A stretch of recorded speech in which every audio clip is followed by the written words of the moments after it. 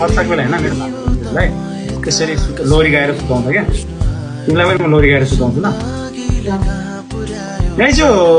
केटीको मुख एकैछिनमा कसरी अफ हुन्छ अघिसम्म के भयो भने अघिसम्म पुरै फ्रेसमा थियो फ्रेसमै छु त अनि कस्तो हो र बत्ती गएर बिच्केको दिमाग खराब भइरहेको बत्ती गर्नु सुत्रै गाइस मलाई म मुडी लाग्थ्यो होइन यो मभन्दा बेसी मुडी छ यो यस्तो तामाङ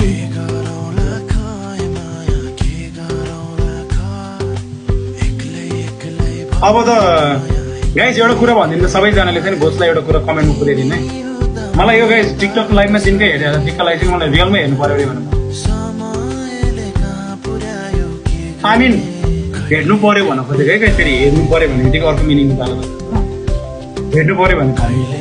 होइन भेट्नु पर्यो भने मेरो 2 लाख सब्सक्राइबर पुग्यो भने मात्र भेट्छु तामाङलाई मेरो डिमान्ड गाइस अब के गर्नु भोलि गाइस चिन्ता नगर्नुहोस् गाइस म भोलि होइन तपाईँको साइडबाट पुस्ट गर्नुहोस्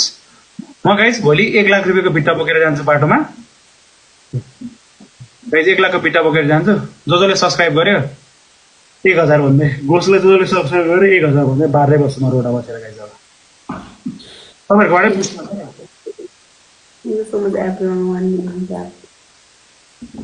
मेरो त आज भ्लग हालेको थिएँ गाइस हजुर हजुर हजुर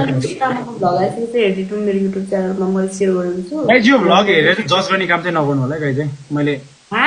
बालै नदिन्न मतलबै भएर मिस्टर तामाङ आफ्नो पालमा चिल गर्ने लाइफ गरेको तर गाइस त्यो चाहिँ हुनु चाहिँ त्यही नै हो है अरूको बारेमा